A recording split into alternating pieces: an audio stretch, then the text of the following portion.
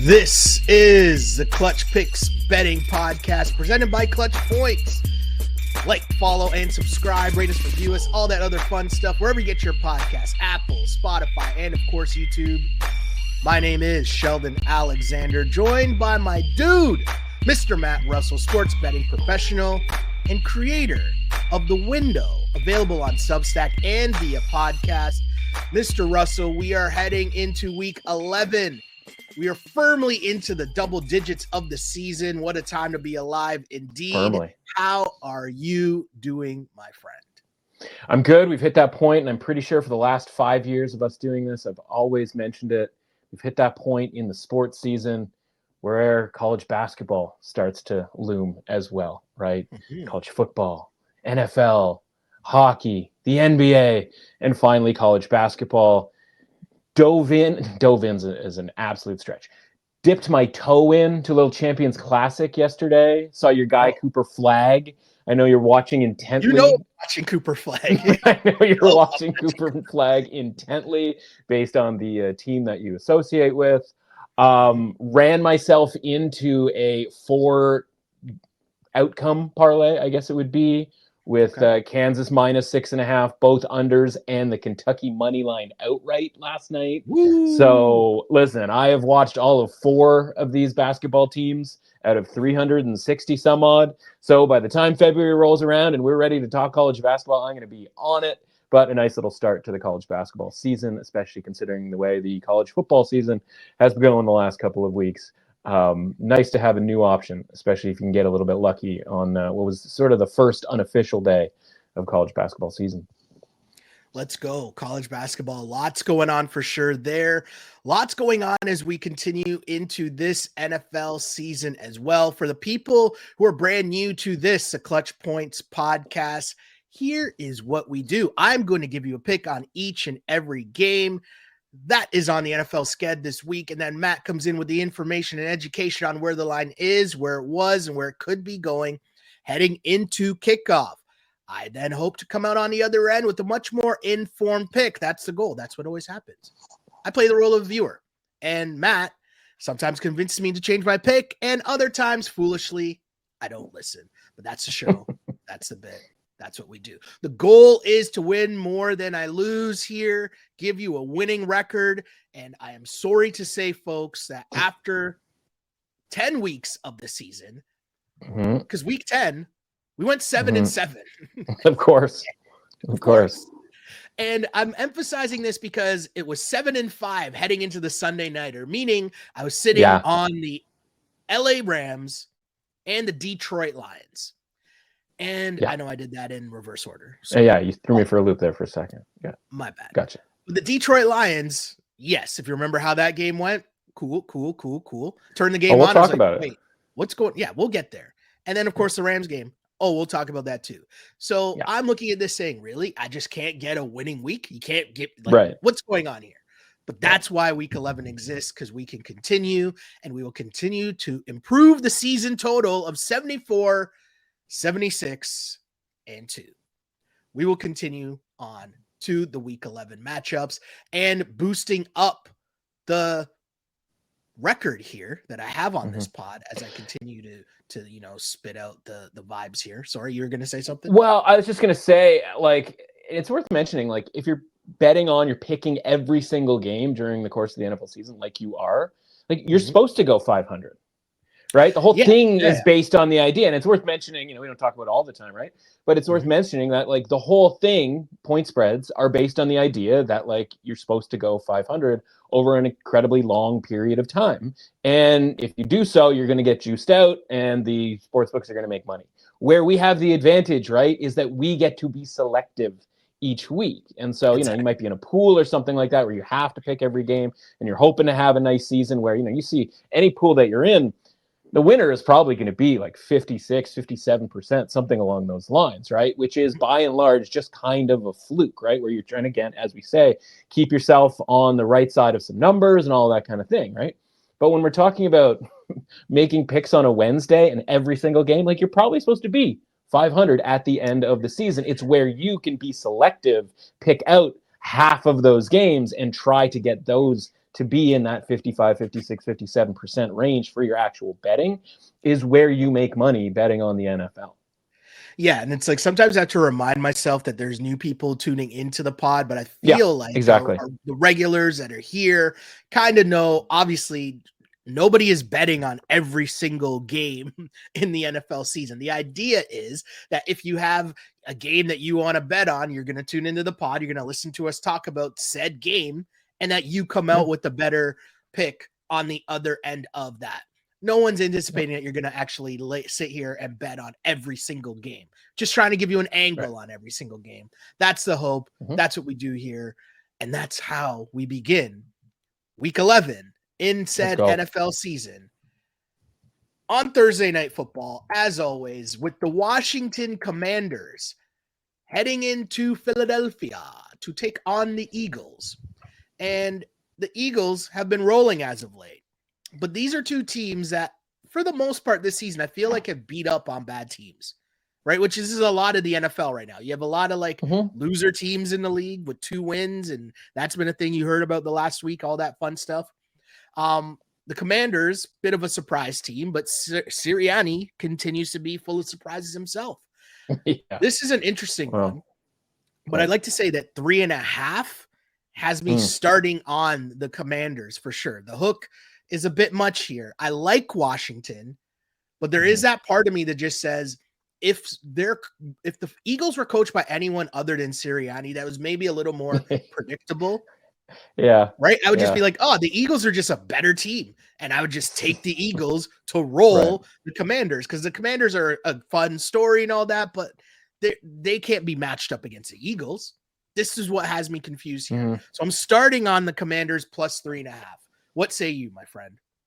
Well, and it's funny, right? Like the sicko part of me that's been doing this for a very long time, right, sees that 3.5, and I obviously understand like you're getting the key number of 3, but the sicko part of me looks at that number and goes, why are we just getting that key number?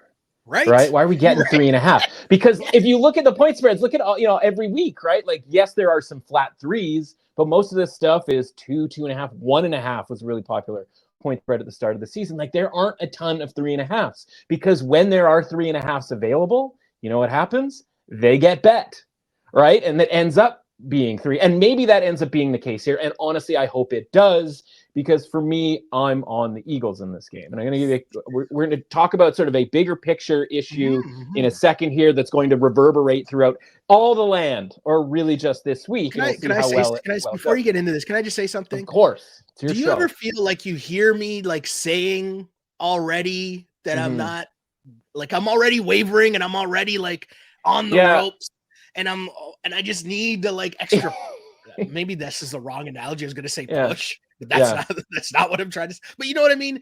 I need the extra help here. Yeah. I think there's an element of like when we started doing this, and listen, again, it's maybe a little bit longer for me, but like, we know what the key numbers are, right? And so we're sort of attracted to the idea of taking plus 3.5. But like now, because we're 5-6 years into the idea of like people being a little bit more knowledgeable about this stuff, like bigger syndicates and whatnot, like professional bettors and all of that kind of thing, who would gobble up a plus 3.5. Like it could be, me against you and push-ups or something. And they'd be like plus 3.5, like I'll take it. Like they don't even care like who's playing, what the sport is, or who's involved. And so like, I immediately sort of go like, God, it's kind of weird that it hasn't been taken off, because again, look at how many plus 3.5s have been available all season long. The answer is not very many. So, that's obviously kind of a bit of a red flag. But when it comes to actually handicapping the game, we've got a couple of different elements here. Element number 1 is, you mentioned the idea of like neither of these teams kind of playing anybody or, beating up on bad teams. I think the one difference here, just really simplistically, is that Eagles winning at the Bengals. Right. I think the Bengals are a really good team. They've just kind of run into some tough scenarios and kind of not shown up for, the early part of the season, which is very sort of Bengal-esque. Because otherwise, you look at, say, the Commanders' schedule, right? And the record in the last 6 or so games, after that big week that they had where it was like, oh, man, they beat the Bengals on the road, speaking of, and they hammered the Cardinals, right? After that, the schedule got really, really easy, right? Deshaun Watson version of the Browns, the Panthers, Period. End of sentence. He gets injured during that Panthers game. They come back and he plays in that Bears game and they need a Hail Mary to beat the Bears, which like the more weeks go by here, the more sort of sad or unimpressive it is that you needed a Hail Mary to beat the Bears at home, right? Like at the time you're like, okay, the Bears, like they're pretty good because they beat the Jags, right? Like you start playing that game where it's like A over B over C or whatever. And you go like, God, why were we impressed with the Bears at really any point? And therefore, why were we impressed with the Commanders' win against the Bears? And they were competitive against the Ravens, a team that has a pretty significant flaw in their pass defense. And they were able to take, just enough of that they were down 14 in that game. They ended up making a 7-point game. So it looks a little closer than it necessarily was. And so you just kind of go through it and you go, the 7-2 or 7-3 record, whatever it is for the Commanders, like it actually looks good, obviously. And you sort of go, maybe they're, everybody's super excited about Washington, about Jaden Daniels. And then you look at it and you're just kind of like, are these guys on the level of these top teams in the NFL? And that's what brings me to part two, because what I looked at this week, because, seeing the Panthers win as 6.5-point underdogs to the Giants, seeing the Patriots win as 6-point underdogs to the Bears, and this idea that you and I talked about, we talk about all the time, the idea like, should this team be favored by this much over anyone? And we talk about ratings, right? Where we go kind of from like 20 and it's like a slow progression up to the good teams up into the 70s. And, there's like this team's a 35 and this team's a 38 and this team's, what if there's kind of only 3 tiers this season? What if there's just kind of good, absolutely terrible, and then like mid? And mid is like everybody's a 50, right? Or it's like this thick middle of like 13 teams that are a 50. And maybe there's 10 teams that are actually really good. And they kind of should all be rated the same because you don't really know. And we'll get into the idea of each one of these teams this week being either good, mid, or bad, because you see all these bad teams play each other. And it's like, yeah, man, of course the Bears can lose to the Patriots at home. Of course the Giants can lose to the Panthers on a neutral site because they're all just really crappy teams, right? And then you have this team with the Eagles where last year we thought they were good. They obviously down turn to end their season, and then at the start of this season it's, oh man, you blow the game to the Falcons and then you lose that game against the Bucks. But that Bucks game, they were out without AJ Brown, Devontae Smith, and Lane Johnson against honestly a pretty decent Bucks team, right? And so like we shouldn't really be judging the Eagles off of those 2 games, because other than the fact that your boy Sirianni got a little loose at the end of that Falcons game, right? Like that Falcons game was over. They had that game won, and then he did some dumb stuff.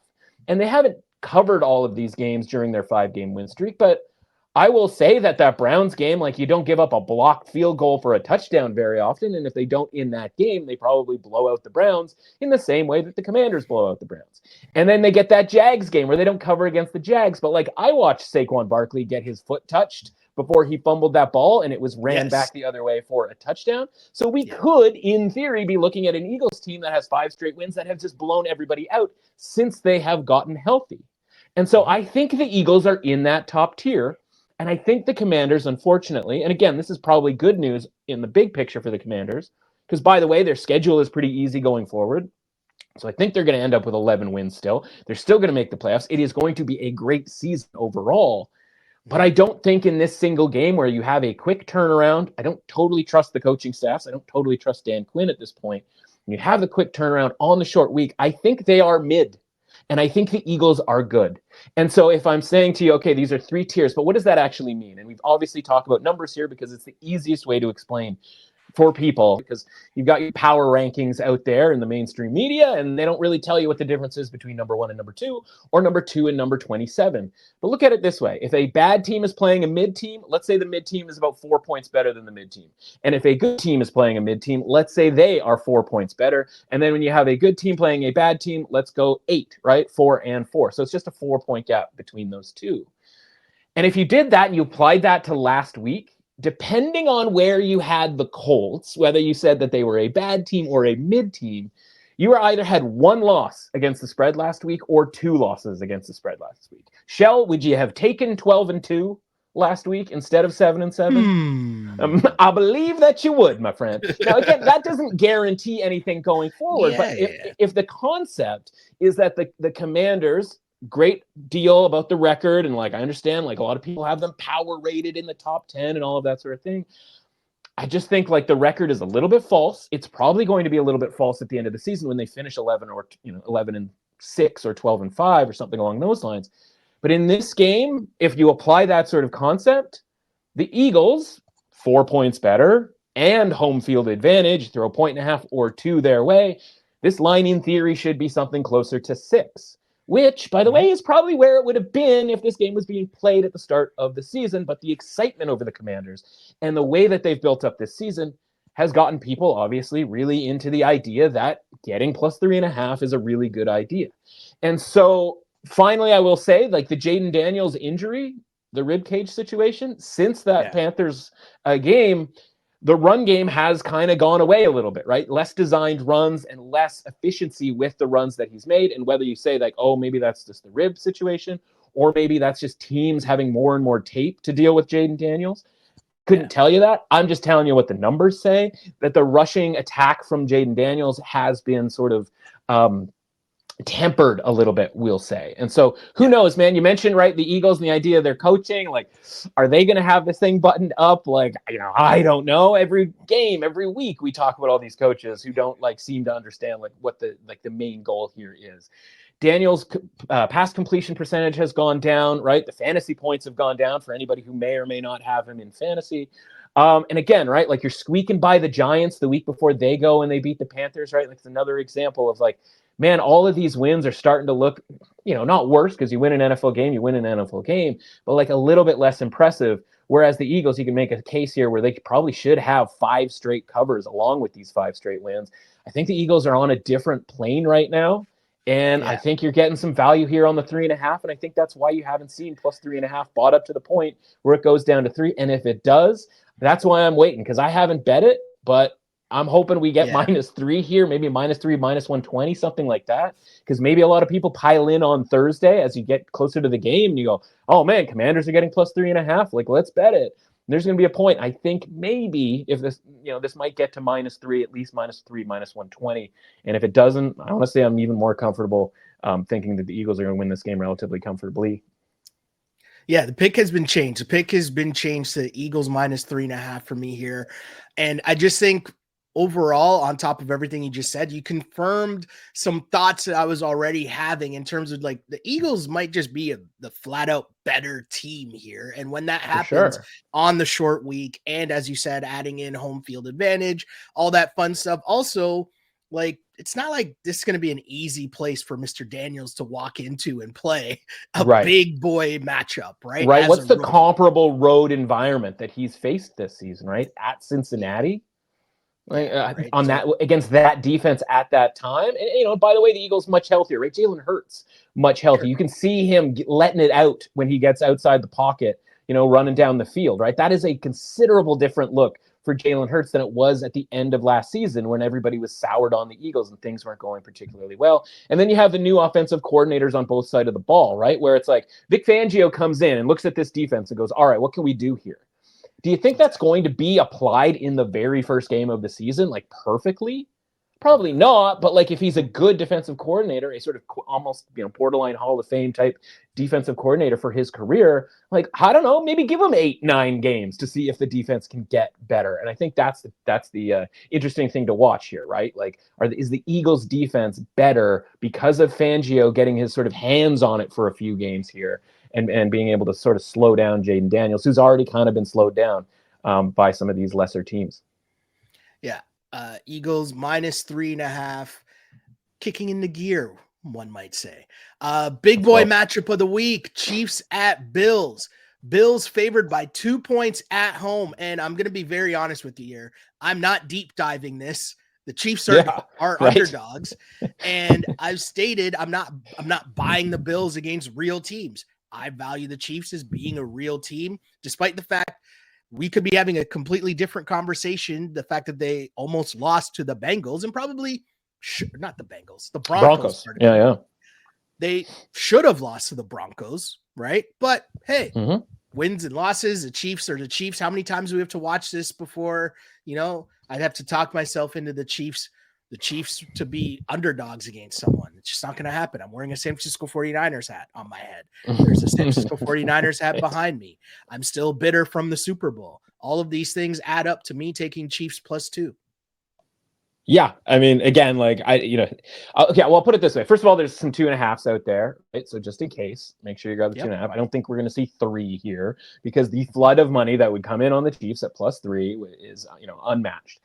Yeah, we talked about this game last week a little bit, right? The idea that like at the moment the Chiefs were -1 in the look-ahead line that I had up, and the idea was like, listen, the Bills probably should be favored, but nobody, we don't want to get into that realm where it's like, oh, Patrick Mahomes as an underdog, 12-1-1 against the point spread as an underdog in his career, and of course here we are, right? So like, yeah, you almost don't need to break it down any harder than that. It does, it is worth mentioning, right? Like this is a game you're supposed to bet on the Bills, right? This is supposed to reek of Bills win this game, field goal, touchdown, whatever, and cover a very short spread. Because again, the whole idea of Mahomes as an underdog is very just sort of like, narrative based, because we're never getting, I shouldn't say never, because he was 3.5, 4 against the Ravens last year. But like, we're never getting like a decent number here, right? Like when they win against the spread, they win outright because they're 2-point underdogs, like at most, again, other than against the Rams.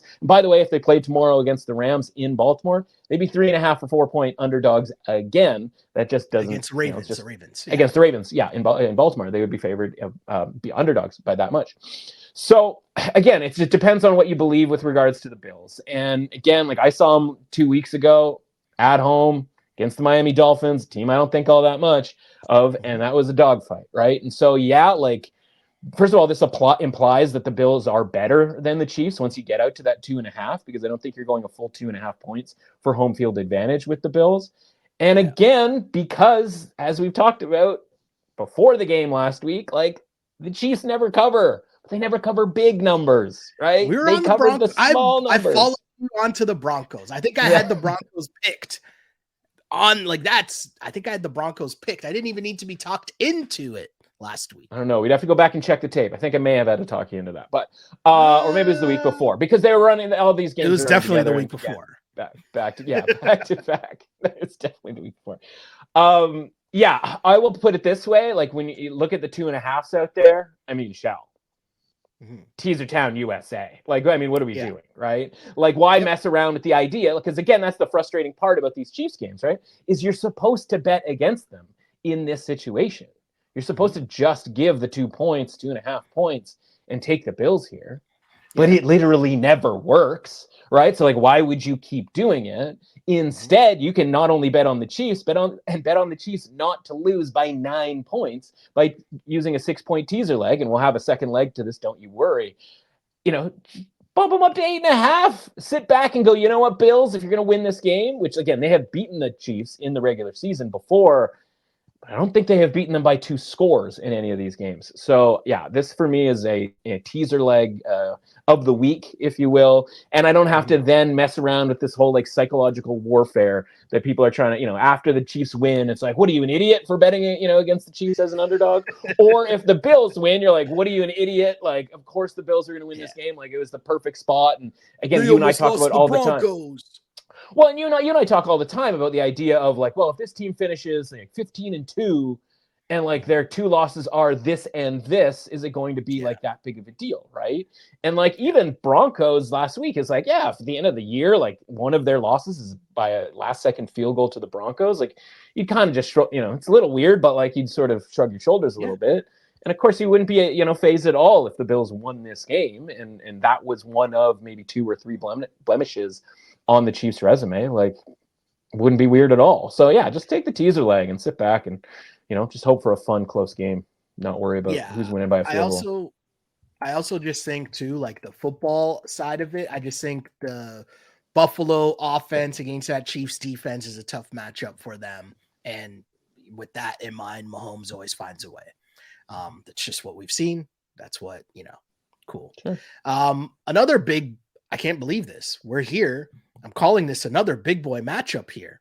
Yeah, a lot of big boy matchups. We got the Ravens at the Steelers, and the Steelers led by Russell Wilson in a big boy. Like we're back. It's almost like we're back in the classic Ravens Steelers, prime time 3-point matchups. spreads. Let's go. We're here. Ravens favored by 3 points here. And this comes down to me, again, in those classic matchups, it would always be, wait, the home dog getting 3 points? Automatic take. Wouldn't have to think about it. Give me the Steelers and the points, blah, blah, blah. This game to me, though, is how much do I believe in Russ and the Steelers? Oh, right. okay. Like the Steelers, they've had a pretty solid year. We know their defense has been okay, and their offense, Russ has just taken it to a completely different level. We're seeing deep bombs thrown down to Pickens and to Mike Will. Mike Will made it. But of course, I know the rules say I should probably be on the Steelers, but I feel like I just don't. I need to see it in the big time matchup first, which I know doesn't do us any good. Yeah, it doesn't. Betting doesn't do us any good. I need to see it first. Yeah. I need to lose money first. That's right. And go back with my time machine that I don't have, and then rebet it. Yeah. But again, this is just me. It's almost like a season-long bet of the Ravens being a better team, and this being a weight class, like step up, almost like what we were just talking about with the Commanders and the Eagles, right? The Ravens are the big boy team here, just like the Eagles are the big boy team, and the Steelers and Commanders are kind of like the plucky, we're kind of surprising teams this year. Here we are. Or yeah, the Steelers defense is just that dope. That's my question. Yeah. Well, and that I kind of think the Steelers are a little bit overrated from a defensive perspective, just because of sort of the flashy plays and obviously the forward facing of, TJ Watt and all that sort of thing. Right. Because the numbers don't, indicate that they're a top 5 defense or anything like that. Okay. But let's at least go and say, okay, all right, Steelers, despite the fact that they're leading the division, let's just say that they're mid, right? They don't qualify as one of those top 10 teams that, potentially could be sort of, high level playoff contender. Again, even though, leading the division 7-2 or whatever the record is, yada, yada, yada. Well, if we use our sort of scale here, right, then the Ravens are 4 points better because they are in that category. But this game is being played in Pittsburgh, and I think Pittsburgh's worth 2 points in home field advantage. Agreed. So I think maybe the appropriate line based on this concept is Ravens -2. Therefore, you're getting a little value here on Steelers +3, and that's the side that I'm going with, because you also then need to apply some sort of on-field logic and situation and all of that kind of thing. No one has done better against Lamar Jackson defensively than the Steelers have over the years. And as you mentioned, right, there are some janky games in there, of course, right? And some of them were when Lamar wasn't even in there, where the Steelers were a heavy favorite, or the Steelers had some garbage quarterback in there, and the Ravens were pretty significant favorites. But in the end, most of these games just come down one way or another to like one score. And I want to have the most options possible to win a bet if this game is close, which I expect it to be. Because it's not like, oh, Lamar Jackson, like, what are we going to do against him? It's like, oh, no, we've prepared against him over and over and over again. Then my concern would, of course, be a little bit about Derrick Henry. That's a different twist to all of this sort of thing. And I've had some concerns about the Pittsburgh Steelers run defense and all of this. But in the end, I have to look at it this way. One, the Steelers just dealt with a super mobile quarterback who you have to keep in the pocket in Jaden Daniels. Like, whether you have prepared for the Ravens in the past, or you have this specific playbook or sort of defensive policies, if you will, for a guy like Lamar Jackson, for a guy like Jaden Daniels, they literally practiced it last week on the field in Washington and held Jaden Daniels to like 4 rushing yards. Right? So it's like, okay, like that's an indicator that they might be able to handle this. Thing number 2, we talked about the idea of like the Steelers having these crappy quarterbacks whenever they'd face the Ravens. And that's how games, would necessarily not be that sort of traditional, like smash mouth, field goal game either side. We can talk about Russell Wilson in the past and all of these things, and you and I have done so at length over the last 5 years as he has evolved from Seahawks to Broncos to Steelers. But fundamentally, he is so much better than anything the Steelers have had, despite making the playoffs, 2 of the last 3 years, something along those lines, right? Like, if you were just asking, and it's funny, like, people are talking about the Jets, right? And it's like, oh man, with that Jets defense and some of their weapons, like, all they just had was a quarterback. Like, they'd be Super Bowl contenders. And then they get Aaron Rodgers, and it's like, oh, actually, no. Like, that isn't it. Meanwhile, nobody has said anything about the Steelers. Excuse me. Just being a quarterback, a functional quarterback willing to throw the deep ball away from being a contender, right? It's like we're dying for the Jets to be a Super Bowl contender, and nobody seemed that interested in making the Steelers a Super Bowl contender, despite the fact that they were doing the same thing. They were bringing in these veteran quarterbacks who were sort of on, or at least perceived to be, or should have been perceived to be in the case of Rodgers, on their last legs, right? Sort of one-trick ponies at this point, no longer as mobile as either guy used to be, et cetera, et cetera. And it's like, oh man, like if it just worked for the Jets, like they might have something, and it just hasn't. Meanwhile, like we're watching it work for the Steelers. Every game that they've played with Russell Wilson, it's like, I'm seeing it. Like, there's George Pickens all of a sudden. Guess what? That guy is sick. Like, he is so good. And it's like, people are just noticing this now because he's getting the ball thrown to him more often and deeper down the field than he was with Justin Fields or the various series of hobos that they had last year playing quarterback for the Steelers. And it's like, yeah, they're doing it. So why does it work for the Jets and not for the Steelers, at least from a public perception standpoint?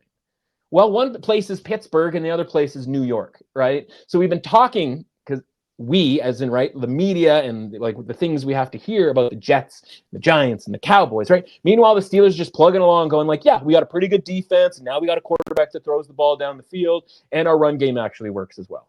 So, like, what's the complaint? Right? Like, there shouldn't be one, and therefore, this shouldn't be a full +3 here on the Steelers, right? I think this line should be under 3. Honestly, wouldn't be surprised if this moved to under 3. So go grab your Steelers +3 now. As the Steelers, like, they know that they have it, right? They went and got Mike Williams for a purpose. They're like, we can do this, right? They're adding guys here and there and you know, whatever. I just, you know, and again, like, what's the Ravens' problem? Pass defense. And what are the Steelers able to actually do now? Threaten that pass defense down the field. Shout out to Jamar Chase, my fantasy team. That's right. If Bo Nix can do it 2 weeks ago, now that didn't get converted into touchdowns or whatever, but we have seen like anybody with a pulse basically against the Ravens pass defense has succeeded. And Russell Wilson, to this point, through 3 games with the team now, has shown he very much has a pulse. Now, I say all that to say, I think this is a perfect Steelers spot to come in, win this game at home against the Ravens, knowing full well like this is an all-in game for the division. And then turn around on Thursday and lose to the Browns on a quick turnaround because they couldn't kind of get it up a couple of days apart. So pick changed, and the pick has changed. I hope people I know our longtime listeners, I kind of feel like they get the vibe and what's been going on here. And there's just so many times where I need to be reminded of like the basics in certain things, right? And the divisional matchup and the Steelers home crowd and just, the deep ball being the biggest detriment to the Baltimore Ravens right now. And that's just what's been the biggest help to the Steelers right now. It's just very interesting, and I enjoy, and I hope people enjoy listening to the pod as much as I enjoy doing this pod, because we're just reminded of things on a week in, week out basis that, hopefully helps us all win some money. Yeah. This is a Baltimore team, by the way. Like, again, I have them in that 10. That group of 10. And that game on Thursday night was somewhat of a reminder, along with obviously the Chiefs sort of barely winning at any given point, that you can have 10 teams sort of clustered together and just say for, over the course of 100 games or whatever, that they're all going to be about the same. Even if you look at some of the teams that are on that list, and I'll tell you, we'll get to a couple more that you're gonna be like, that team is on the list. And then I'll give you an example of a game where you'd be like, yeah, okay, I kind of understand how they could be on the list. And so maybe the Steelers, again, we haven't even said that the Steelers are on that list. So I've made this whole case about the Steelers' improvement and all that sort of thing. And I even put them in this top 10. They are still considered mid based on the premise of the whole thing. But again, mid gets you to about -2 for the Ravens here and has some value there. So I don't know, maybe should we throw in like a Steelers money line with a Browns over Steelers money line pre-parlay for next week? Because honestly, there'd be nothing more perfect than the Steelers winning this game outright and then turning around, going to Cleveland and losing to Jameis Winston in 3 days. Like, I can't even wait for it. That's what we call football. Right? Yeah, the it's the NFL NFL at its best. getting NFL out here. The NFL at its best. Yes. Pick has been changed. Pittsburgh +3 is the pick. And we move on to a team that I don't know if they make your top 10, but I feel like they probably do, especially coming off a bye week. And that would be the Green Bay Packers, who are 6.5-point favorites, heading to Chicago to take on the Bears. Yeah. Do I want to lay 6.5 points on the road? Probably not. But as mentioned, a really good team in the Packers, with a really good coach coming off a bye. And then I'm going to say the complete opposite about the Bears. Not a really good team, not a really good coach, and not coming off a bye. All of these things just not going well in Bears land right now. And, you know, I know 6.5 points is a lot, but the Bears just seem to be in shambles right now. Yeah, and there are a lot of sixes, right? So again, if you want the Packers, I think you can get the control room on there as of Wednesday afternoon here to change that down to 6, because I'm not going to talk you out of that, right? And so again, we use our sort of very bare bones system, right? If we were literally, you know, we talk about getting back to basics, right? The advanced level is understanding that every team sort of like, you know, goes up in like a 1 or 2 sort of rating point increments. And then the sort of, you know, intro version is there's 10 teams that are all just pretty good. There are 13 teams that are mid, and there are about 9 teams that are bad. And maybe you could throw one of those mid teams into the bad if you wanted to level things out. But blah, blah, blah, blah, blah. How do we get to the 6? Well, Packers good, Bears bad. That's an 8-point difference. Right? They go on the road, so the Bears get 2 points of home field advantage, and you get 6, right? So, like, that's as basic as I can kind of explain it with, like, a perfect example right here. So the point spread is fair, right? Like, again, like, that's not how it's done, but it also works out perfectly in this situation. So then, unfortunately, you don't get to say, you know, like we did with the last game, oh, we're getting a point of value here or whatever. So you have to go off of you sort of, you know, inclined, right? Where it's like vibes, and it's Packers losing that game to the Lions. And the idea, you know, my sort of concept with, you know, grab some Jordan Love MVP 3 weeks before that, thinking that we had 3 more weeks here. They had to play the Houston Texans. They win that game. They had to play the Jaguars, something like that. And they were going to win that game. And that it was going to come down to Detroit and playing that game at home against Detroit. And the idea that if they win that game, all of a sudden they're in contention for the division and Jordan Love starts to get, you know, more attention.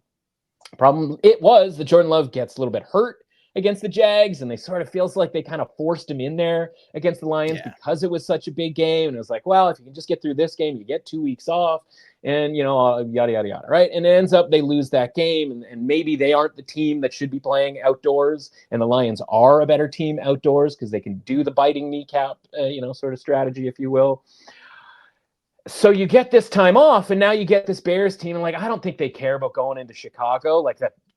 The bleeping Patriots went and just won in Chicago, right? So, like, you know, they fire the offensive coordinator. Does that seem like an offense that is just one offensive coordinator, you know, changing things in 1 week away from like all of a sudden like being good? Not for me, man. Not for me, right? And so the Packers are sitting there watching that game, theoretically knowing exactly what they need to do against Caleb Williams. And again, this is a Bears team that didn't like it at the start of the season, but unfortunately we had some schedule luck and some fluky results that kind of messed with the perception of the Bears, right? It's like they somehow managed to win because Will Levis was throwing them the ball 4 touchdowns in that first game. Like, that was a game they should have lost to the Titans. And imagine looking back on that now, losing a home game to the Titans. Right, which is like that was there for the taking for the Titans. And the next week they end up covering by a half point against the Texans, and like, where was that effort that we saw last Sunday night in week 2 from the Texans? So you just look at it and you go, man, like, Bears team should have like 2 covers all season long tops. And we obviously mentioned the idea of like, you know, was it any good against the Jags, or were the Jags just, you know, god awful? And in that part of their season, right? Like all these seasons, as you talk about the wave, right? Some go up, some go down, and like it's never just level. And you have these low points of your season. The Jags had their super low point of the season when they lost to the Bears. That was probably the high point for the Bears. And so, yeah, I don't think the Packers, even in the Aaron Rodgers era, never had an issue with going to Chicago. I don't think they have an issue going into Chicago this week. I don't think the changes that the Bears made, unless they radically revamp their offensive line when I'm not paying attention. Like, yeah, I think this is one where you can lay it with the Packers. I wouldn't go crazy. I'd try to shop around for a -5.5 just in case. But again, if you're talking about road favorites that have done so well this season, I think this is one that can do well this week. Yeah. Pretty interesting stuff there with the Green Bay Packers and principles as well, reminding me of teams that coming off a bye with a good coach, especially. That stuff matters. I'm always going to ride with that for sure. A team that I'm definitely not riding with, or maybe two teams I'm not riding with, but I got to pick one here. We got the Colts, who are in New York against the Jets. The Jets, that same New York football Jets team, is laying 4 points. Now, that seems very tough to me, right? I feel like the Jets, I don't even know if they beat bad teams. They kind of do. They also lose to bad teams. They're just a bad team. But laying 4 points, I don't know if I can do this right now. And the Colts, the Flacco, the Flacco magic, or the Flacco hey, this is going to be something a little different here. Right. Seems to be wearing a little thin. But with that all said, I still don't think that, I'm not jumping at 4 points with Joe Flacco and the Colts against the Jets. This just seems too obvious to me, and that's what's kind of throwing me off. Well, it's worn so thin that breaking news, despite saying that Joe Flacco was going to be the starting quarterback, literally 36 hours ago, the Colts have changed their mind and they're going to Anthony Richardson for the rest of the season. That is breaking news for you, Shell. And I don't know how that changes your pick necessarily. And strangely enough, we are also seeing this more move towards 3.5. So speaking of confusing things, right? We spent the early part of the season saying that Joe Flacco being in there needed to improve the Colts rating. And anytime that he played, we would bet on them. And I believe that went undefeated with Richardson sort of being around, right? And then they announced, okay, no, we are going to Joe Flacco for that Vikings game. And we said, nope, not at this rating. You're not, right? Not against the Vikings, not at -5, yada, yada, yada. And of course, the Colts haven't covered since. And basically, if you watch that game, I think that was, speaking of why you would make the Bills a 2.5 point favorite against the Chiefs. When I watched that game against the Colts and was I got to tell you, man, 4 or 5 turnovers from Joe Flacco in that game, and in the worst spots imaginable, and the dumbest situations imaginable, and obviously starting a game with a pick 6 as well. It's hard for me to say oh well, now we need to re-rate the Colts because Joe Flacco's not in this, because I think Anthony Richardson can go and turn the ball over 5 times if he wants to. Exactly. So this comes down for me to what do I think of the Jets? And moreover, what does the market think of the Jets? Because the Colts rating is back down to that mid to low, 43, basically, right? Mid to low 40s. And that's kind of where the Colts have been all season long. And it just comes down to where are the Jets? And so let's play the game, right? Okay, I kind of think the Colts are mid, but you could tell me that they're bad. If you tell me that they're bad, that's fine. And you're telling me that the Jets are mid, then the Jets being at home, they should be favored by 6 points. Mm-hmm. There's also a universe in which the Jets are bad. Right? And meanwhile, we haven't even ruled out the idea that the Colts might be mid, right? So I just look at these teams and I go I'm so confused about both of them that I just kind of think whether you want to call them mid, bad, or somewhere in between, they're probably just on the same level. And at that point, if they're on the same level, then this is too high.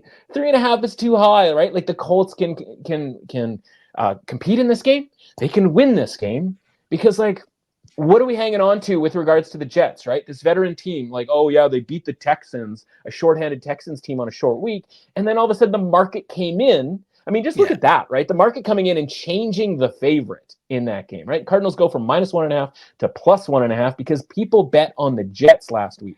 And that took about 3 possessions for that to be an incredibly bad idea for those doing that. And honestly, one of my best calls was just looking at that, laughing at the idea that the market would like the Jets.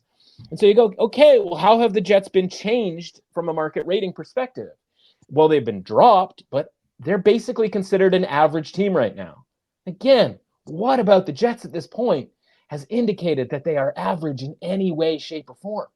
They are below. It's a below average football team hosting another below average football team. And it comes right down to the idea that when you got those two teams, and I'm not really sure all where they fit in, but I know it's not good. You're going to give me 3.5 points. I'm going to take those 3.5 points. And I don't know if vibes or whatever, and Anthony Richardson to play better, or people are going to like that he's back. I know that they run the football better when Anthony Richardson is in. That is one thing that they showed on the broadcast against the Bills. They're like, literally the yardage is basically the same either way, but all of the yardage, like 100 yards worth of yardage just goes from the passing category to the rushing category. What are the Jets absolutely terrible at and have been for the last couple of weeks and opened things wide for the Arizona Cardinals last week? Their run defense, been terrible, right? Joe Mixon, one-dimensional Texans offense in that game, running for 100-plus yards relatively easily. James Conner running for, a ton of yards early in that game especially, right? Over and over and over. Ray Davis at home, right? On a Monday Night Football, Ray Davis is running for 90 yards on the Jets. Like, everybody's doing it. I think Jonathan Taylor and the combination of Anthony Richardson can do so as well. I think it's a close game. I think it could go either way, and I think the Colts have a chance to win. I'm just confused by Anthony Richardson moving the line in the Colts' favor. I'm just very confused by that as a general thesis. I think it's just like the turnovers are just too much at this point. Yeah. And I think, honestly, the matchup concept of like them being able to run the football. And if he comes back in and they actually like run plays for him to use his legs and his size, then I think they might be the better team in this game. Because like, again, you say like, what's the excuse anymore, right? The Jets add more and more players and, we got Hassan Reddick is back. And it's like, yeah, you still stink. And it's like, so what's your excuse? And when I say what's your excuse, like, what can you do now to change things? Like, what do they have? What cards do they have left to play? Not many. Right? All. So, yeah, Jets you're giving me 3.5? Like, yeah, I'll take them 3.5. Yeah, I honestly just have no idea about this game. I changed it to Jets minus 3.5 just based on Anthony Richardson because I don't want anything to do with Anthony Richardson. Not that I want anything to do with the Jets. But it's almost a lesser of two evils for me. I know. Double don't want anything to do, right? Just take the points. It's the fundamentals. The fundamentals. I know. I know. I know. Thought we might get a switchback. I know. We were close. The Falcons. Get a missy misdemeanor Elliott there. A switch and then a switchback. The flip it and reverse it. Yeah. Well played. We got the Falcons at the Broncos. Broncos at home laying 2.5 points. And the Broncos are a solid team. You've been talking about it from the start of the season. They've shown it in different ways throughout the season. And they almost took down the Chiefs. It was right there. It came down to, the O-lineman dude not being able to block for the whole game on field goals. Yeah. Just terrible. And yet, I still almost thought about taking the Falcons. I almost did do that. Mm-hmm. And then I thought about it a little more. I really did. And I thought, you know what? If the Broncos weren't the Broncos, like if you just change their jerseys or change the overall like aesthetic of them, like I just view them weren't as on Homer Simpson's lawn. And I just view them as losers, right? And Sean Payton, I'm not about the Sean Payton life.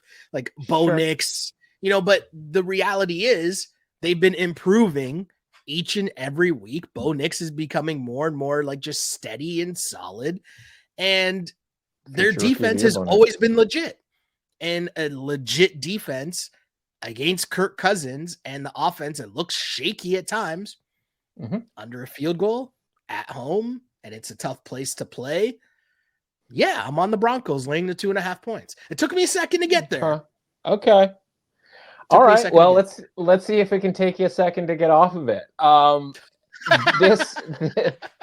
You're right. So, I mean, you said everything perfectly. You started with the idea that, like, yes, I'm pro Broncos across the board. I'm devastated that they missed that field goal. Like, you have wishing you're watching that, and I'm like, God, they're gonna miss this somehow. And it's a 35-yard field goal, right? It's like literally shorter, I believe, than an extra point. And I'm just like, God, this is just. The Chiefs are going to somehow still pull this off. And you're just watching the ball and you do the thing with your like eyes as you like raise because you're assuming you're going to see the ball go over the line of scrimmage. And then it just like your eyes have to shift immediately because the ball gets like jammed back in the kicker's face by the blocked field goal. And it hurts because it's like, oh man, like if you had some Sean Payton coach of the year, like that hurts the cause, even though like it's a really impressive feat to be in that game and leading that game. And again, winning that game sort of 99% of the time based on the probability of making that kick. Same thing with the idea that like maybe the rookie of the year race is not concluded because those stats between Bo Nix and Jaden Daniels that were pretty weighty for Jaden Daniels at the start of the year through the first 6 or 7 games starting to really tighten up. And we still have 8 more games basically left in this season. That all being said, that this implies that the Broncos are better than the Atlanta Falcons. And we have not been there at any point this season, right? So liking the Broncos conceptually when they were rated in the low 30s, like when they went to the Jets. Remember they were 8-point underdogs to the Jets? Yep. Think about that for a second.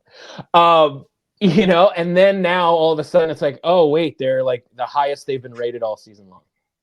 And the Falcons got a little loose in the rating last week, right? Got a little high, and they paid for it by not being 3.5, 4-point favorites on the road against the Saints. And then they paid for that by not only not covering, but they also didn't win the game. Now, again, you watch that game against the Saints against the Falcons, and you go, hold on.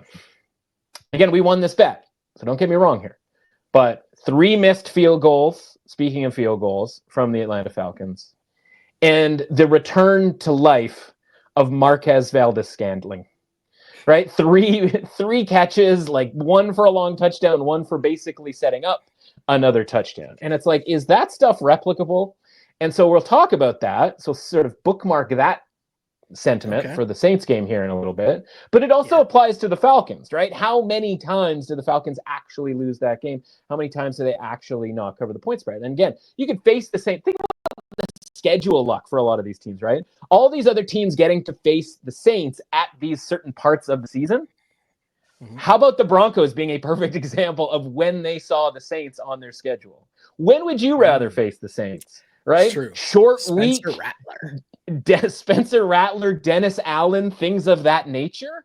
Or would you rather face them against a new coach bump, Derek Carr, fully healthy or almost fully healthy team, better defense, right? So like the Broncos, even just in that comparison, look so much better, or at least possibly better than the Falcons. But again, the schedule luck being what it was really kind of dings the Falcons in this case. And so I just look at this and I go, as I watch the line like creep, because, it started, I think, what did we have last week? It was Atlanta -1 last week. Yeah.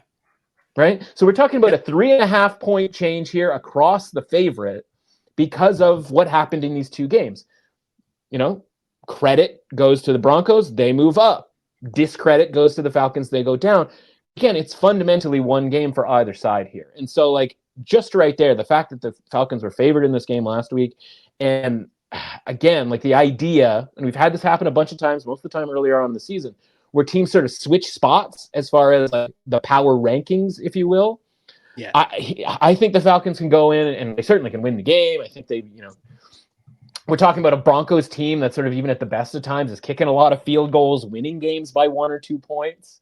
So I think 2.5 points might matter in this game. So yeah, man, like I'm on the Falcons plus 2.5. And I'm even going to wait. Like maybe some threes pop up because maybe people look at it and go -2.5. I'll take that and run with it. I'm going to run the other way. Pick has been changed. The pick has been changed. Okay. It didn't have to sell me too hard on taking the points against the Broncos. And I should mention, because this is the theme of the show, right? Is where do these 2 teams rank, right? Where do teams rate? What tier are they in? Both of them are mid, right? So you give 2 points for the Broncos for home field advantage. The line should be -2. People got excited about the Broncos. They move it to 2.5, I should say. Like they get the extra half point. So, again, pretty fair number. But again, I think it's created by the idea that all of a sudden the Broncos in the last 3 or 4 weeks have become, have gone from bad to mid, whereas the Falcons have just been midding it up all season long. Pretty good, midding up.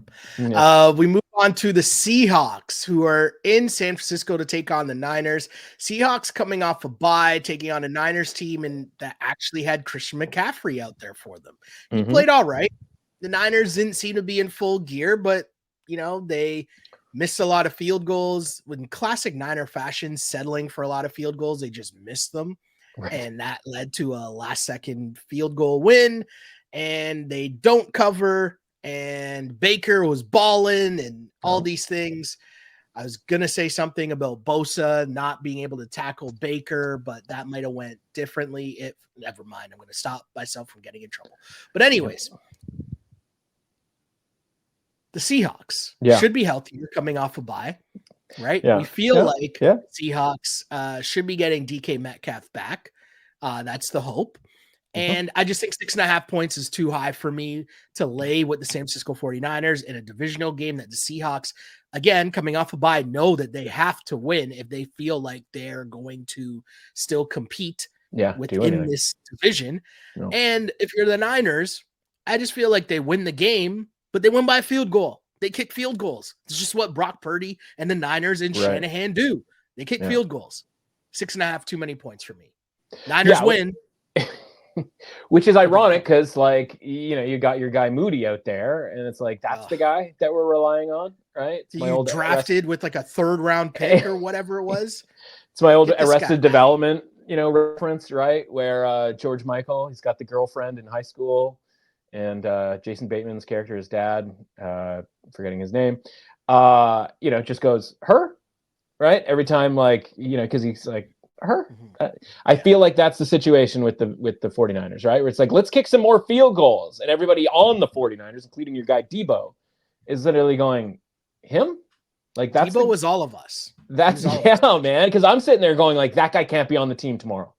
Nope. Like anytime a field goal kicker is just like effing up, I'm like, that guy can't be on the team tomorrow. And then he goes and he wins the game allegedly, right? The idea that he won the game, whereas Brock Purdy's running around making all kinds of plays, right? It's like, oh well, Moody won the game for him. It's like, did he, or did he blow the cover that the 49ers, as we sort of know them to be, would be the team that blows out the Buccaneers in that situation.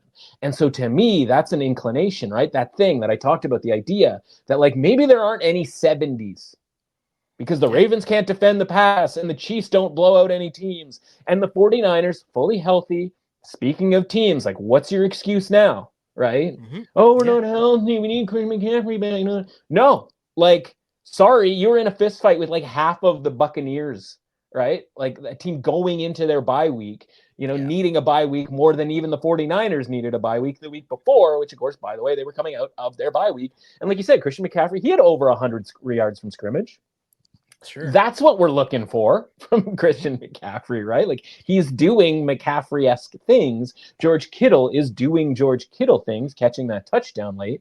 And again, it still wasn't enough to cover a point spread against a team that probably should have been playing on the low end of their range and may have been. So again, now the 49ers, sort of the qualifications, if you will, for being a 70 are really starting to kind of fall off here. And so they are lumped in with these other 10 teams that are in this, good, right? They're just good.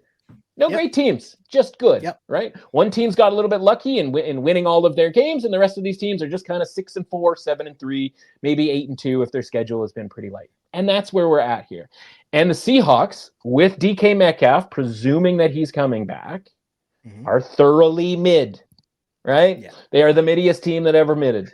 And now you've got a team, so you go, okay, there's your 4 points difference. Right? You throw I can't throw 2.5 points or 2 points even for the 49ers at home.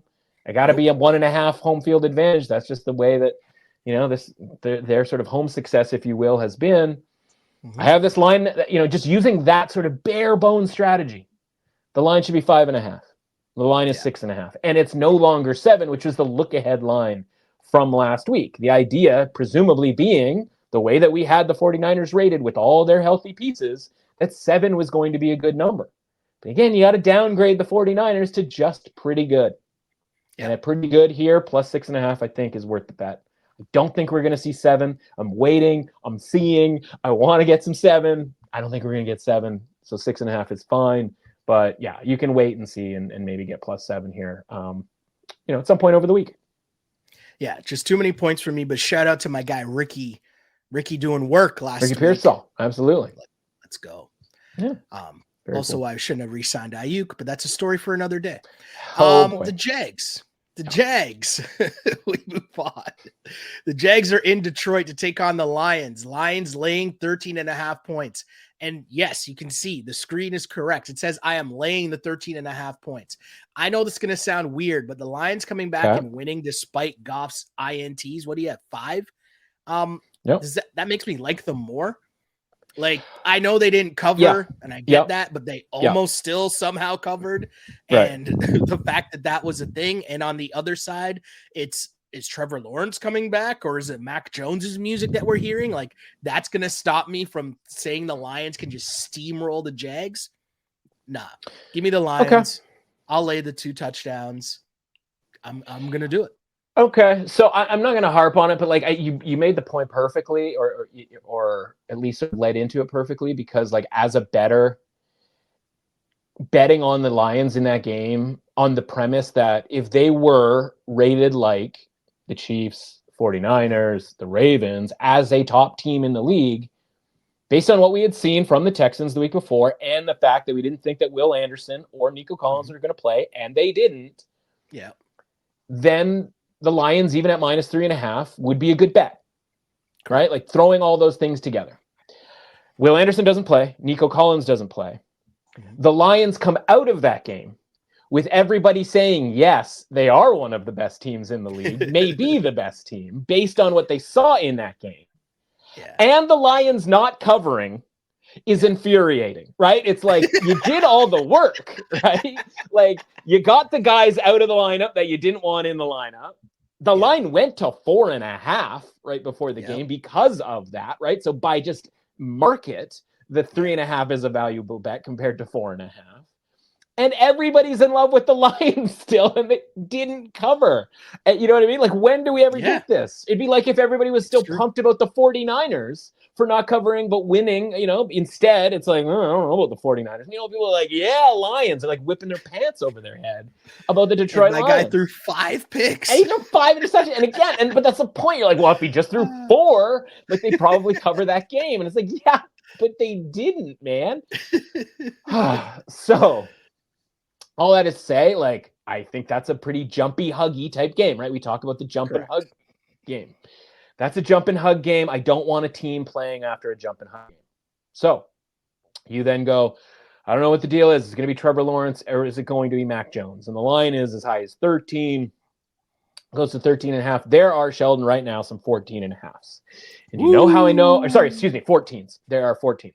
Do you know how I know that there are 14s? Because I have bet the Jags at +14 in this game. Because I'm telling you right now, I don't care if it's Trevor Lawrence or Mac Jones. And honestly, that's not a Mac Jones compliment. That is a Trevor Lawrence insult at this point. Because I can't go any, put it this way, I can't go any higher on the Lions. Right? Because you didn't cover the game, man. Right? So I can only go as high, and you'll see, for those of you out there who read my stuff, when we go next Tuesday to the market ratings, assuming the point spread stays the way it is, you'll see that the Lions are now rated as the top team in the NFL.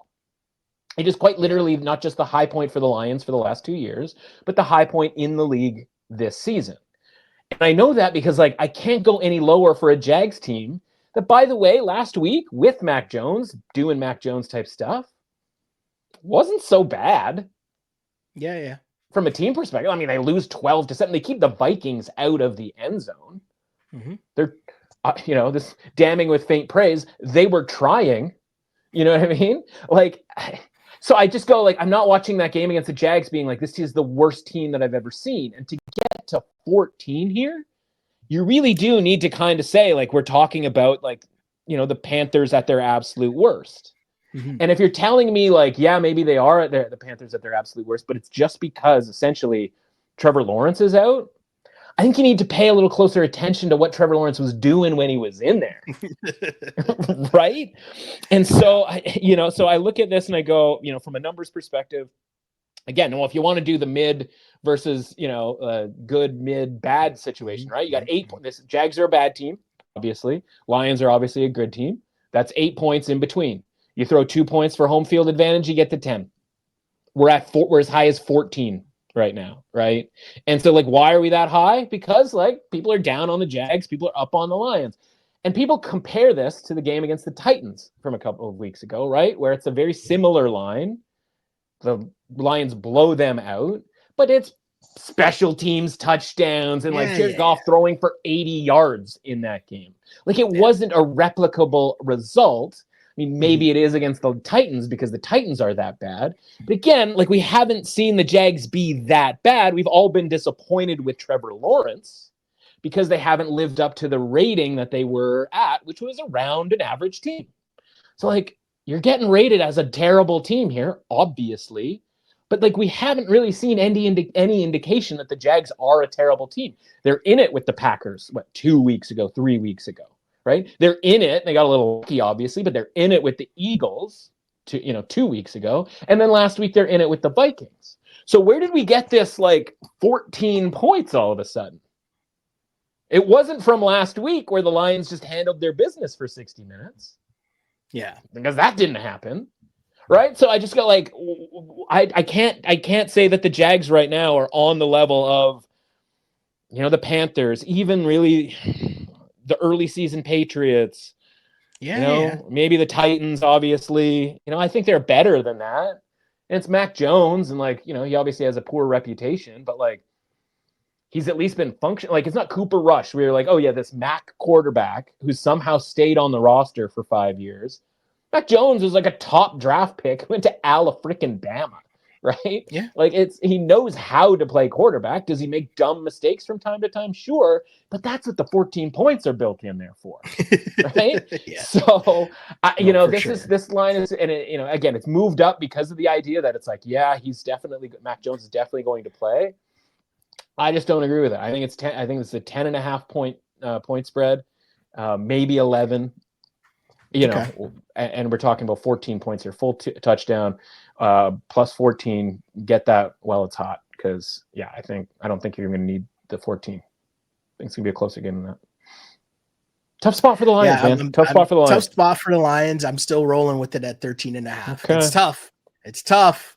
We'll be back next week talking about it, but as I said, the Lions are almost my NFC Chiefs, right? That's what we said. And that's a ridiculous statement to make, I know. That's true. No, it's not. They're better than the Chiefs. No. But I mean, like, to say that and lay 13.5 points. That's what I'm saying. Oh, yeah. No, sure. You would never do it if it was the Chiefs. Right. Wink, wink. We go to the Vikings, who are 5.5 point favorites in Tennessee against the Titans. And the Vikings did struggle last week against the Jags. And the Titans remain being the Titans, essentially.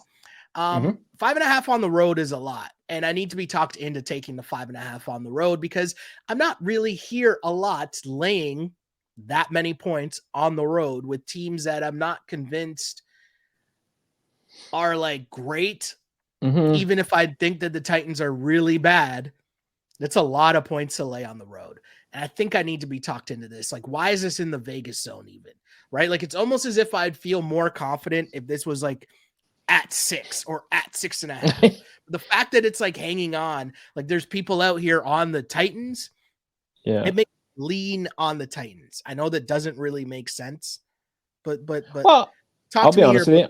Rating. I'm seeing more 6s out there. So I don't know if that makes you feel better that you're going to have to lay an extra half point if you want the Vikings, but that's what I'm sort of seeing more popularly out there. Okay. I would actually be pretty interested in the Vikings minus 5.5. This is tricky, right? Because I think there's an implication here that like things are going a little south for Sam Darnold, who is doing a perfect job of like still winning games for this season while not making anybody wonder whether, they're going to stick with him next year when JJ McCarthy is healthy and able to go.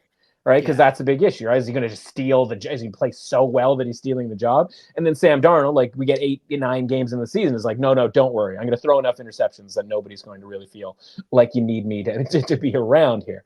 But the Titans are dreadful. The Titans are just sneaky, horrific. And in all phases of the ball.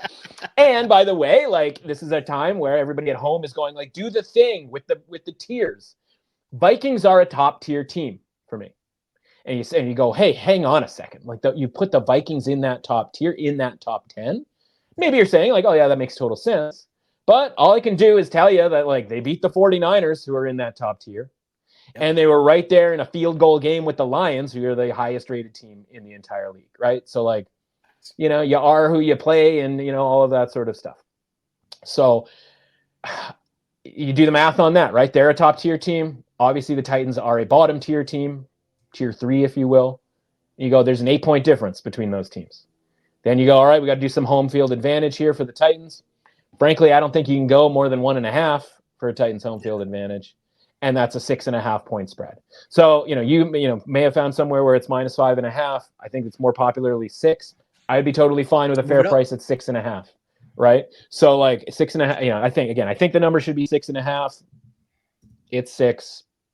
That's the best I can really tell you, because I can't tell you that I'm really all that excited with the way the Vikings offense is playing, and particularly Darnold, the way that he's been turning these balls over in the red zone, where you're like, yeah, the Vikings are driving. They're going to get points. They're going to get a touchdown here potentially.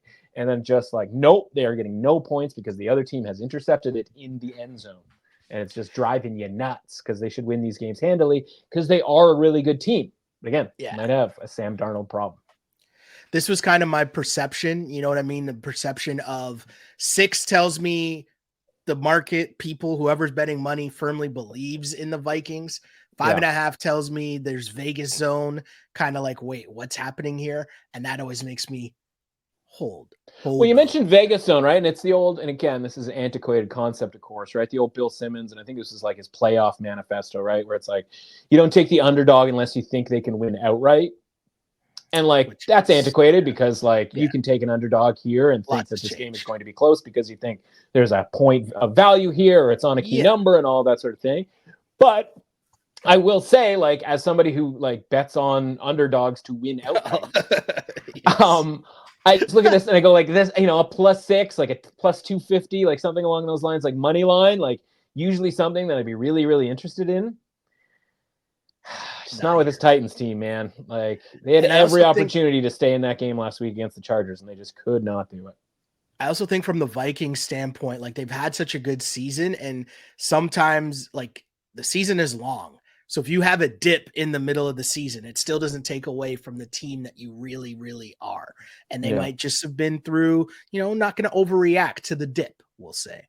Still think if it wasn't Sam Darnold throwing the interceptions, like we'd handle it a lot better, right? But it's just like, oh my God, Sam Darnold's face, right? Like after these interceptions, like his stupid face. Big facts there. Huge facts there, actually. We go on to the Dolphins hosting the Raiders. Dolphins laying 7.5 points at home.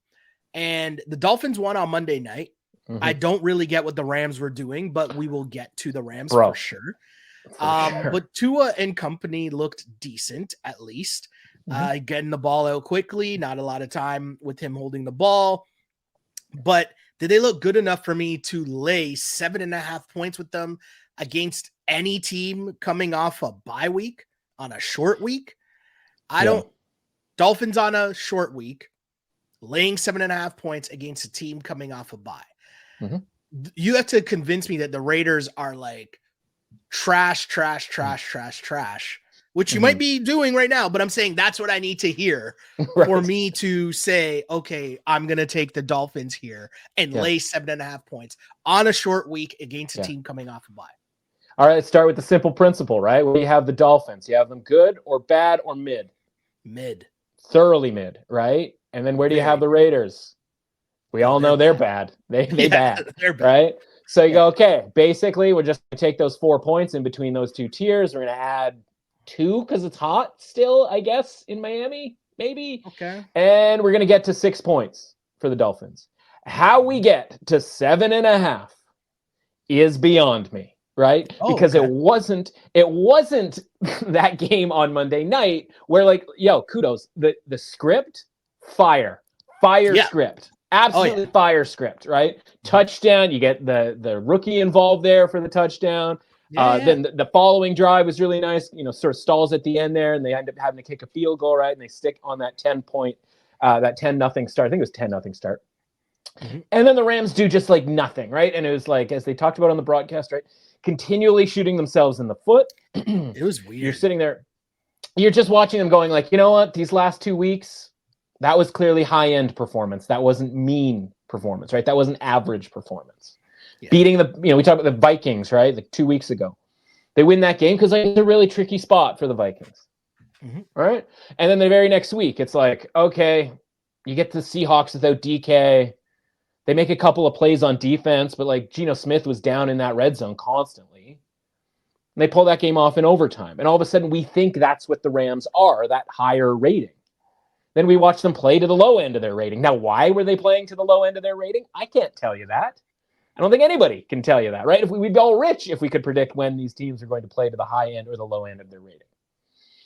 So the Dolphins get out of there 100 yards total, fewer than the Rams, and they get out of there with like what sort of seemed like, I shouldn't say seemed like a convincing win because it didn't seem like that, but like, they were never really in sort of, doubt per se. Yeah. It was never like, oh man, we're like, only up 3 and the Rams are driving. Like they were up at least 8 for much of that game because the Rams couldn't score a touchdown. It's not like all of a sudden the Dolphins defense is good, because the Dolphins defense has been by all metrics bad this season. Yeah. And so, okay, on a short week, do I believe that all of a sudden the Dolphins defense is just good again and that they're going to like ravage the Raiders in this game to the point where like this line needs to be above 7?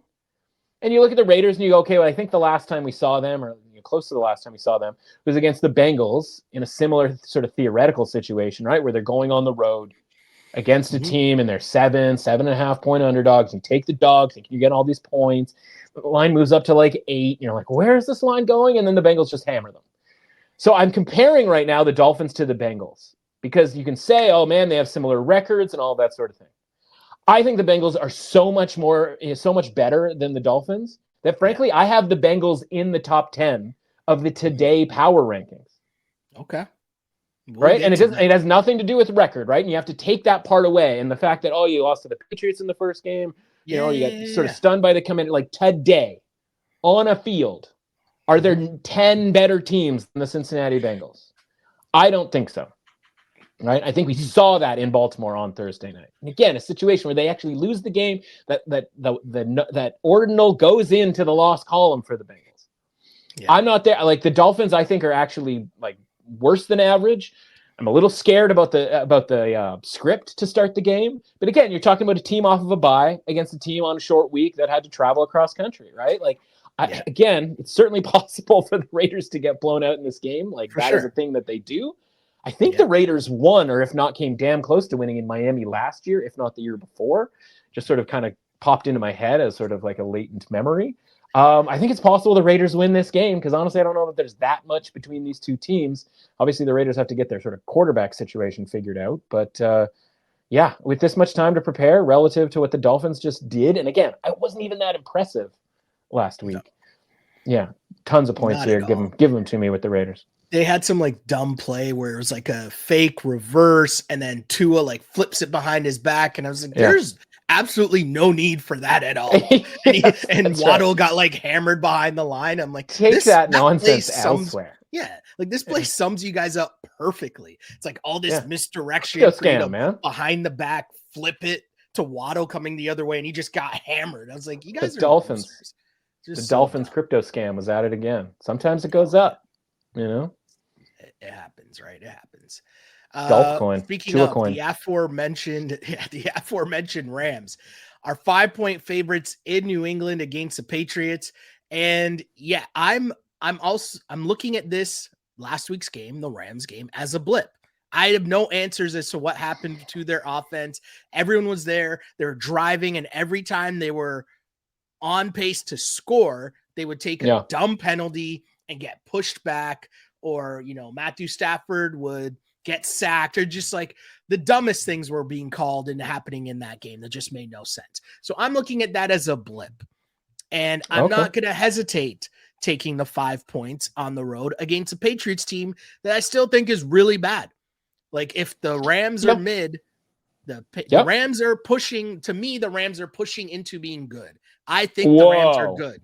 Like I think the Rams offense, when they have all their weapons and they're cooking, I think they're on the brink. They're not. They might not be good, but they're close. No, the Pats just suck though. Yeah, but again with the Rams, right? Like that's the fantasy footballification, right? Where you get, Nakua is back, let's get him in the fantasy lineup. Cooper Kupp is back, let's get him into the fantasy lineup, right?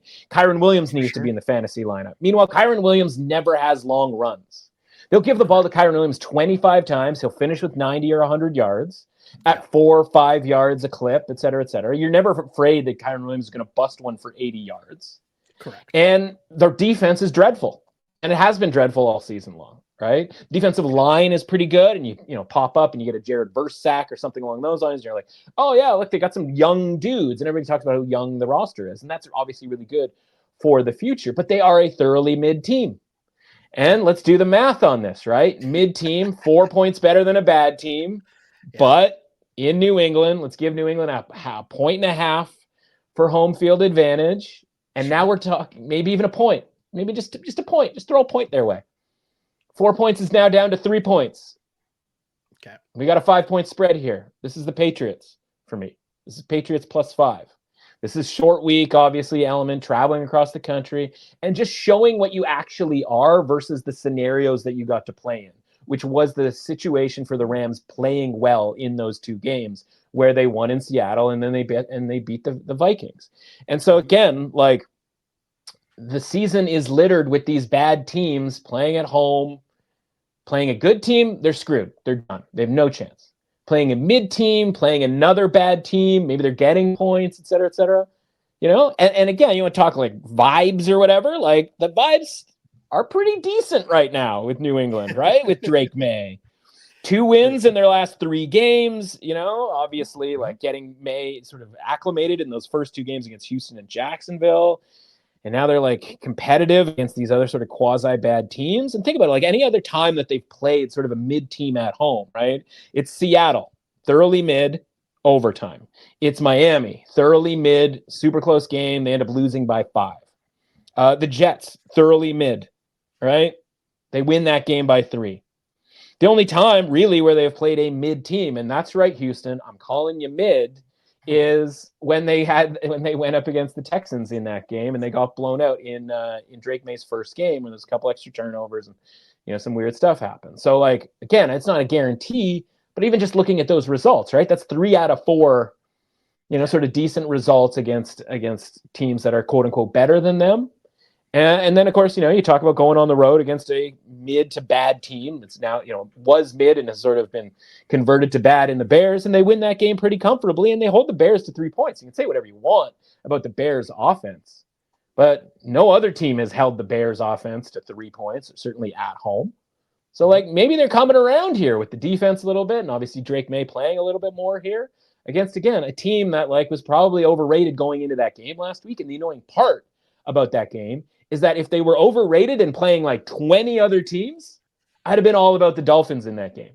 But I just talked to you about how I don't think that much of the Dolphins and haven't all season long. So it's kind of like it's schedule timing, right? Where you're just like, man, if it was just any other team. And that for me has happened so often this year where it's like, man, this team, and it has nothing to do with their upcoming matchup. This team, like the Rams last week, you're like, oh man, like they're up into the 50s. They haven't been in the 50s all season long. And it's like, I'd really like to fade them. But then it's like, well, here comes the Dolphins. And like, I don't like them. And you're getting, it's under a field goal. So let's all just take the Rams. And then they show you why they are not a good team and why they are barely hanging on, in my opinion, to sort of mid status. So yeah, man, going on the road here against a sort of scrappy outfit in New England, seem to be playing better defense. I think it's a close game. Yeah, it's a tough one. You almost had me. Couldn't do it, Okay. It was close. It was very close. Okay. We move on to another close spread as somehow I remain on the Rams on the road laying 5 points, but we'll be back to kick myself next week. We move on to the Browns, who are in New Orleans to take on the Saints. Jameis and company coming off a bye week. Maybe that gives them a little extra time to get settled in here. And the Saints team that got their new coach bump against the Falcons. This is a point lean towards the Saints, but I'm on the Browns here. I like the Browns. I just think the Browns defense, is better good. Mhm. Derek Carr is going to be in his face the whole day. He's not going to like that at all. Sure. And I just think, we should, and I don't even know what the best version of Jameis means. Yeah, right. I think Jameis off a bye, they get settled Jameis into the is never offense. mid. Right? Like it's just never mid Jameis. I'm on the Browns here +1. Liking them off a bye week here. Yeah, Jameis, right? Always either awesome or terrible, and there's no mid across the board for Jameis. Man, you lose your sort of like sharp better like membership if you refer to like vibes or like energy or whatever. But like, man, there are so many of these NFL games where you just turn it on, and you're just like, man, one team is so much more energetic than the other, like right from Jump Street. Right? We saw it with Houston and Detroit last week, and we saw it with the Saints against the Falcons last week, right? Because it's just like, again, is their like coach talking about pregame dumps. Yeah, I don't want to get into that. But yeah, it's just like, well, it's like anybody but Dennis Allen. Because like, again, who's Dennis Allen inspiring? Right? Like, it's just nothing about Dennis Allen is like, yeah, man, like we have to have this guy still around. But like the Saints are so frankly cheap that they refused to fire him before the season started, or like in the last offseason. Let's give him one more chance. It's like, for what? Have you seen his record? Like, get out of here. Yeah.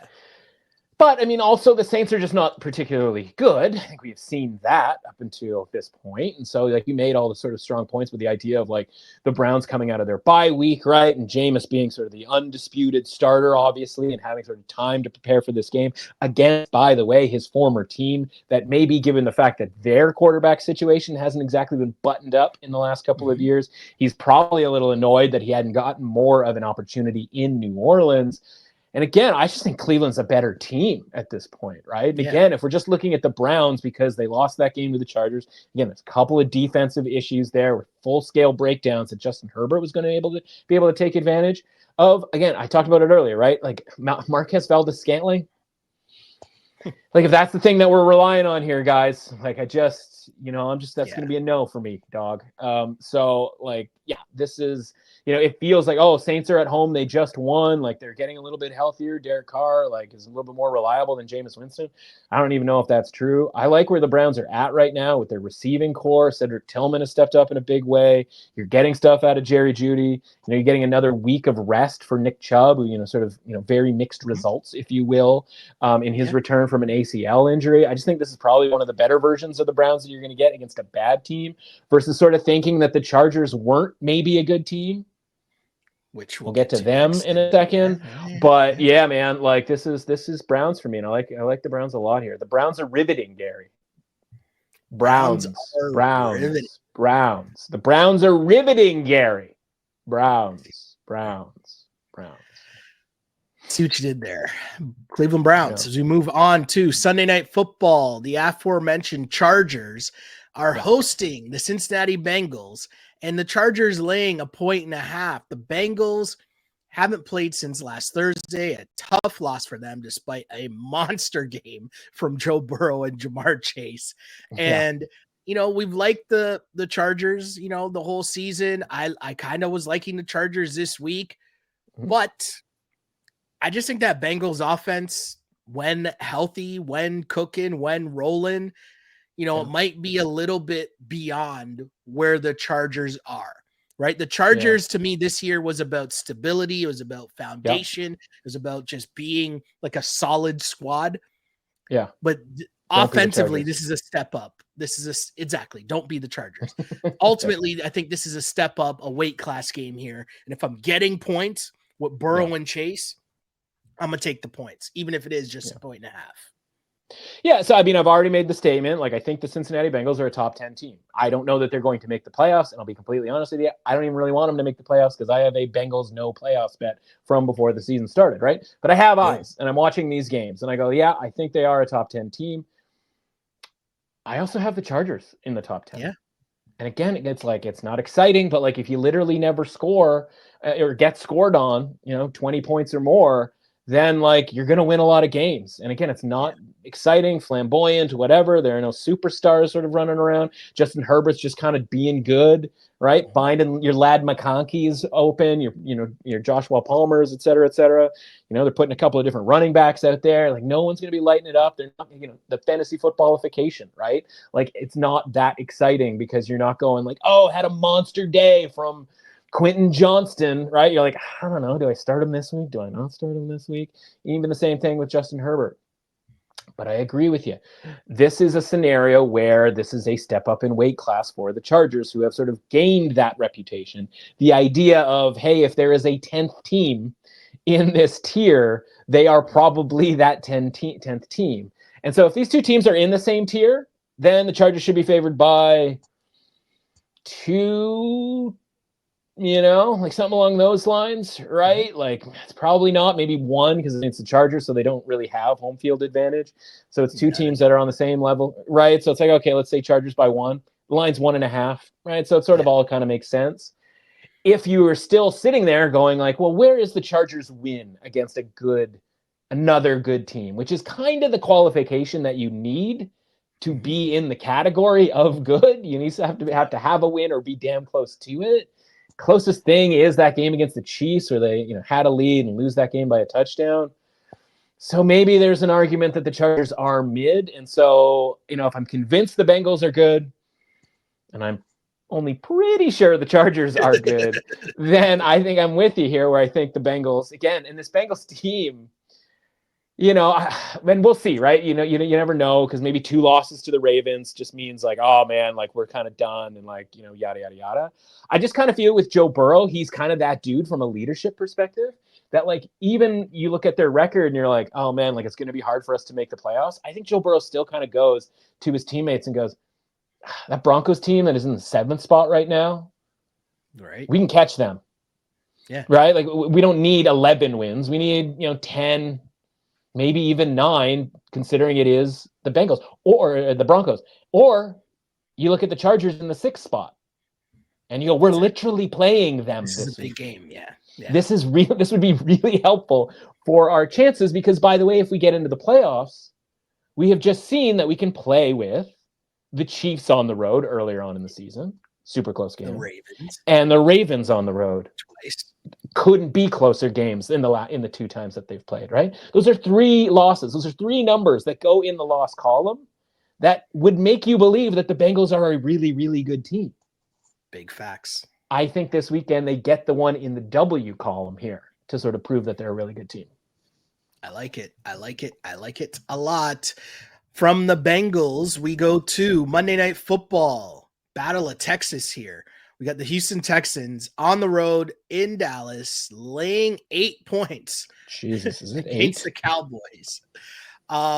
This is a lot of points. And I mean, the Cowboys are a mess. I get it. There's arguments about literally everything going on in Dallas Cowboys land.